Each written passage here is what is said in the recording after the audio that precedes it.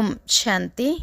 ಇಂದು ನಾವು ಏಕಾಗ್ರತೆ ಅಂದ್ರೇನು, ಏಕಾಗ್ರತೆ ಶಕ್ತಿಯನ್ನು ಹೇಗೆ ಹೆಚ್ಚಿಸ್ಕೋಬೇಕು ಮತ್ತು ಏಕಾಗ್ರತೆ ಶಕ್ತಿಯಿಂದ ನಮಗೆ ಆಗುವ ಲಾಭಗಳೇನು ಎಂದು ತಿಳ್ಕೊಳ್ಳೋಣ.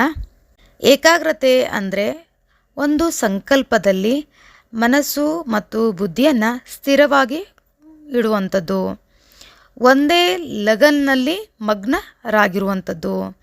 ಅದೇ ಜಗತ್ತಾಗಿದ್ದು ಅಷ್ಟು ಸಮಯವೂ ಸಹ ದೇಹ ಮತ್ತು ದೇಹದ ಪ್ರಪಂಚವನ್ನು ನಾವು ಮರೆತಾ ಹೋಗುವಂಥದ್ದು. ಇದಕ್ಕೆ ಏಕಾಗ್ರತೆ ಅಂತ ಹೇಳಲಾಗತ್ತೆ. ಏಕಾಗ್ರತೆ ಶಕ್ತಿಯನ್ನು ಈಗ ಹೇಗೆ ಹೆಚ್ಚಿಸ್ಕೋಬೇಕು, ಅದರ ವಿಧಿ ಏನು ಅಂತ ತಿಳ್ಕೊಳ್ಳೋಣ.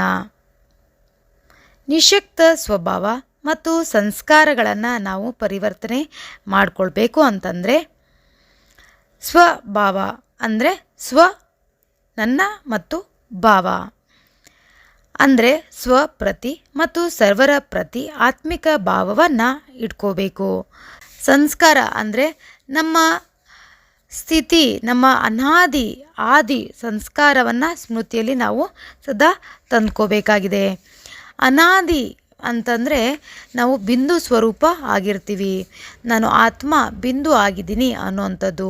ಮತ್ತು ಆದಿ ಅಂತಂದರೆ ನಾನು ದೇವತಾ ಸ್ವರೂಪ ಆತ್ಮ ಆಗಿದ್ದೆ ಅಂತಂದ್ಬಿಟ್ಟು ನನ್ನಲ್ಲಿ ಎಲ್ಲ ತರಹದ ಗುಣಗಳನ್ನು ನಾನು ಸಂಪೂರ್ಣವಾಗಿ ಪಡ್ಕೊಂಡಿದ್ದೆ, ಎಲ್ಲ ದೇವತೆಗಳಲ್ಲಿ ಇರುವಂತಹ ಎಲ್ಲ ಗುಣಗಳು ನನ್ನಲ್ಲಿ ಇತ್ತು ಅನ್ನೋ ಸ್ಥಿತಿಯಲ್ಲಿ ನಾವು ತೆಗೆದುಕೊಂಡು ಬರಬೇಕು.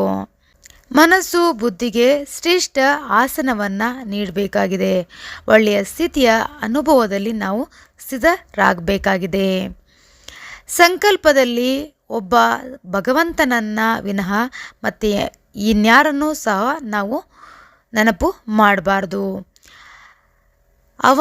ಒಬ್ಬನಲ್ಲಿಯೇ ಜಗತ್ತಿನ ಸರ್ವ ಪ್ರಾಪ್ತಿ ಅನುಭೂತಿ ಮಾಡಬೇಕು.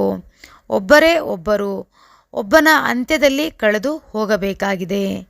ಅಂದರೆ ಸಂಪೂರ್ಣವಾಗಿ ಭಗವಂತ ಯಾರು, ಭಗವಂತ ಹೇಗಿದ್ದಾರೆ, ಭಗವಂತ ರೂಪ ಏನು, ಅವರ ಕರ್ತವ್ಯಗಳೇನು, ಅವರ ಗುಣಗಳೇನು, ಅವರ ಶಕ್ತಿಗಳೇನು, ಇದರಲ್ಲಿಯೇ ಸದಾ ನಾವು ಮಗ್ನರಾಗಿರಬೇಕು. ಆ ರೀತಿಯಾದ ಸಂಕಲ್ಪವನ್ನು ನಾವು ಮಾಡ್ತಾ ಹೋಗಬೇಕು. ವಿಶೇಷ ಸಮಯ ತೆಗೆದು ಈ ರೀತಿಯಾದ ಅಭ್ಯಾಸವನ್ನು ಮಾಡಬೇಕು. ಸಮಯ ಯಾವಾಗ ಇರುತ್ತೋ ಆವಾಗ ಚಾತ್ರಕ ಪಕ್ಷಿಯಂತೆ ಅಭ್ಯಾಸದಲ್ಲಿ ನಾವು ತೊಡಗಬೇಕಾಗಿದೆ.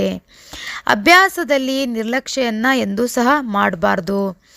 ಗದ್ದಲವಿದ್ದಾಗಲೂ ಸಹ ಏಕಾಂತವಾಸಿಯಾಗಿ ಏಕಾಗ್ರತೆಯ ಸ್ಥಿತಿಯಲ್ಲಿ ಸ್ಥಿತರಾಗುವ ಅಭ್ಯಾಸವನ್ನು ನಾವು ಹೆಚ್ಚು ಮಾಡ್ತಾ ಹೋದಾಗ ನಾವು ಏಕಾಗ್ರತ ಸ್ಥಿತಿಯಲ್ಲಿ ಇರೋಕ್ಕೆ ಸಾಧ್ಯ ಆಗತ್ತೆ.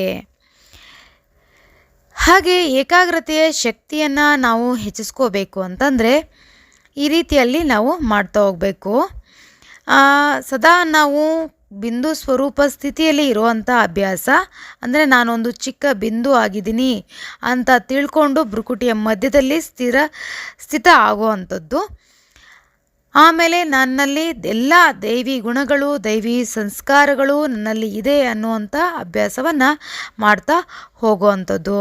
ಮತ್ತು ಒಬ್ಬ ಪರಮಾತ್ಮನ ವಿನಃ ಮತ್ಯಾರದೂ ನನಗೆ ನೆನಪು ಬರಬಾರ್ದು. ಆ ರೀತಿಯಾದ ಅಭ್ಯಾಸವನ್ನು ನಾವು ಮಾಡಿದಾಗ ನಾವು ಈ ರೀತಿಯಾದ ವಿಧಿಯಲ್ಲಿ ನಾವು ಬರೋಕ್ಕೆ ಸಾಧ್ಯ ಆಗತ್ತೆ. ಹಾಗೆ ಈ ಏಕಾಗ್ರತೆ ಶಕ್ತಿಯಿಂದ ಆಗುವ ಲಾಭಗಳೇನು ಅಂತ ನೋಡೋಣ. ಏಕಾಗ್ರತೆಯ ಶಕ್ತಿ ಸಹಜವಾಗಿ ನಿರ್ವಿಘ್ನವನ್ನಾಗಿ ಮಾಡಿ ಬಿಡುತ್ತದೆ. ನಮಗೆ ಶ್ರಮದ ಅವಶ್ಯಕತೆ ನಮಗೆ ಇರೋದಿಲ್ಲ. ಏಕಾಗ್ರತೆಯ ಶಕ್ತಿಯಿಂದ ಸಹಜವಾಗಿ ಏಕರಸ ಸ್ಥಿತಿಯಲ್ಲಿ ನಾವು ಇರುತ್ತೇವೆ. ಏಕಾಗ್ರತೆಯ ಶಕ್ತಿಯಿಂದ ಸರ್ವರ ಪ್ರತಿ, ಕಲ್ಯಾಣದ ಪ್ರತಿ ಮತ್ತು ಸಹೋದರತ್ವದ ದೃಷ್ಟಿ ನಮಗೆ ಸಹಜವಾಗಿ ಬಿಡುತ್ತದೆ. ಸಂಬಂಧಗಳಲ್ಲಿ ಸ್ನೇಹ, ಸನ್ಮಾನ, ಸ್ವಮಾನದಿಂದ ಕೂಡಿದ ಕರ್ಮವನ್ನು ಅನುಭವ ನಾವು ಮಾಡ್ತಾ ಹೋಗ್ತೀವಿ. ಎಲ್ಲರಿಗೂ ಗೌರವವನ್ನು ಕೊಡ್ತೀವಿ ಮತ್ತು ನಮಗೂ ಸಹ ಅದೇ ರೀತಿ ಗೌರವ ಸಿಗ್ತಾ ಹೋಗುತ್ತೆ. ಏಕಾಗ್ರತೆ ಶಕ್ತಿಯನ್ನು ನಾವು ಹೆಚ್ಚಿಸ್ಕೊಳ್ಳೋದ್ರಿಂದ ಜಗತ್ತಿನಲ್ಲಿ ಯಾವುದೇ ಮೂಲೆಯಲ್ಲಿರುವಂತಹ ಆತ್ಮಗಳಿಗೂ ನಾವು ಏನು ಸಂದೇಶವನ್ನು ಕೊಡಬೇಕು ಅಂತ ಅಂದ್ಕೊಂಡಿರ್ತೀವೋ ಆ ಸಂದೇಶ ಅವ್ರಿಗೆ ತಲುಪಿಬಿಡತ್ತೆ. ಮತ್ತು ಅದೇ ರೀತಿ ಆಹ್ವಾನವನ್ನು ಸಹ ನಾವು ಮಾಡ್ತಾ ಹೋಗ್ತೀವಿ. ಏಕಾಗ್ರತೆಯ ಶಕ್ತಿಯಿಂದ ದೂರದಲ್ಲಿರುವ ಯಾವುದೇ ಆತ್ಮಗಳಿಗೆ ಏನು ನಾವು ತಿಳಿಸ್ಬೇಕು ಅದನ್ನು ನಾವು ತಿಳಿಸ್ತಾ ಹೋಗ್ತೀವಿ. ಹಾಗೆ ಅವರಿಗೆ ಸಹಯೋಗವನ್ನು ಸಹ ನಾವು ನೀಡ್ತಾ ಹೋಗ್ತೀವಿ. ಏಕಾಗ್ರತೆಯಲ್ಲಿಯೇ ನಮಗೆ ದೃಢತೆ ಇರುವುದು. ಹಾಗಾಗಿ ಅದು ನಮ್ಮ ಸಫಲತೆಯ ಕೊರಳಿನ ಹಾರವಾಗಿ ಬಿಡುತ್ತದೆ. ಯಾವಾಗ ನಾವು ಏಕಾಗ್ರತೆಯ ಶಕ್ತಿಯಲ್ಲಿ ನಾವು ಇರ್ತೀವೋ ಆವಾಗ ಪರವಶ ಸ್ಥಿತಿಯಿಂದ ಪರಿವರ್ತಿತ ಆಗಿ ಮಾಲೀಕನ ಸೀಟ್ನಲ್ಲಿ ನಾವು ಸೆಟ್ ಆಗಿಬಿಡ್ತೀವಿ. ಏಕಾಗ್ರತೆ ಶಕ್ತಿಯಿಂದ ಮನಸ್ಸು ಮತ್ತು ಶಕ್ತಿ ಯಾವಾಗ ಬೇಕೋ ಆ ರೀತಿಯಾದ ಆರ್ಡರ್ ಪ್ರಮಾಣ ಅದು ನಡೀತಾ ಇರುತ್ತೆ. ಸ್ವಪ್ನದಲ್ಲಿಯೂ ಸಹ ಸೆಕೆಂಡ್ ಮಾತ್ರದಲ್ಲೂ ಸಹ ಅಸ್ಥಿರತೆ ಅನ್ನೋದು ಆಗೋದು ಇಲ್ಲ. ನಮಗೆ ನಾವು ಸದಾ ಸ್ಥಿರವಾಗಿ ಇರ್ತೀವಿ. ಏಕಾಗ್ರತೆ ಶಕ್ತಿಯಿಂದ ಆತ್ಮ ಸದಾ ಸುಖ, ಶಾಂತಿ, ಆನಂದ, ನೆಮ್ಮದಿಯ ಅನುಭೂತಿಯನ್ನು ನಾವು ಮಾಡ್ತಾ ಹೋಗ್ತೀವಿ. ಹಾಗಾಗಿ ನಮಗೆ ಎಷ್ಟು ಸಾಧ್ಯನೋ ಅಷ್ಟು ಸಮಯ ಸಿಕ್ಕಾಗ ಎಲ್ಲ ಸಹ ನಾವು ಏಕಾಗ್ರತೆಯ ಶಕ್ತಿಯನ್ನು ಹೆಚ್ಚಿಸ್ಕೋಬೇಕಾಗಿದೆ. ಎಷ್ಟು ನಾವು ಏಕಾಗ್ರತೆಯ ಶಕ್ತಿಯನ್ನು ಹೆಚ್ಚಿಸ್ಕೊತಾ ಹೋಗ್ತೀವೋ ಅಷ್ಟು ನಾವು ನಮ್ಮ ಪ್ರತಿಯೊಂದು ಕಾರ್ಯದಲ್ಲೂ ಸಹ ಸಫಲತೆಯನ್ನು ಪಡ್ಕೊತಾ ಹೋಗ್ತೀವಿ. ನಮಗೆ ಯಾವುದೇ ರೀತಿಯಾದ ಪರಿಶ್ರಮ ಅನ್ನೋದು ಇರೋದಿಲ್ಲ.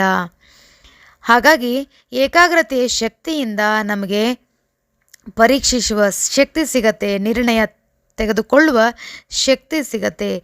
ಈ ಎರಡೂ ನಮಗೆ ಶಕ್ತಿ ತಾನಾಗಿಯೇ ಪ್ರಾಪ್ತಿಯಾಗ್ಬಿಡತ್ತೆ ಏಕಾಗ್ರತೆಯ ಶಕ್ತಿಯಿಂದ. ಯಾವಾಗ ನಾವು ಏಕಾಗ್ರತೆಯಲ್ಲಿ ಇರ್ತಾ ಹೋಗ್ತೀವೋ, ಏಕಾಂತವಾಸಿಯಲ್ಲಿ ಇರ್ತೀವೋ ಆವಾಗ ನಾವು ಶಾಂತ ಸ್ವರೂಪರೂ ಸಹ ಆಗ್ಬಿಡ್ತೀವಿ. ಹಾಗಾಗಿ ನಾವು ಎಷ್ಟು ಸಾಧ್ಯನೋ ಅಷ್ಟು ಏಕಾಗ್ರತೆಯಲ್ಲಿ ಸ್ಥಿರವಾಗುವಂತಹ ಅಭ್ಯಾಸವನ್ನು ಮಾಡೋಣ. ಅಚ್ಚ. ಓಂ ಶಾಂತಿ.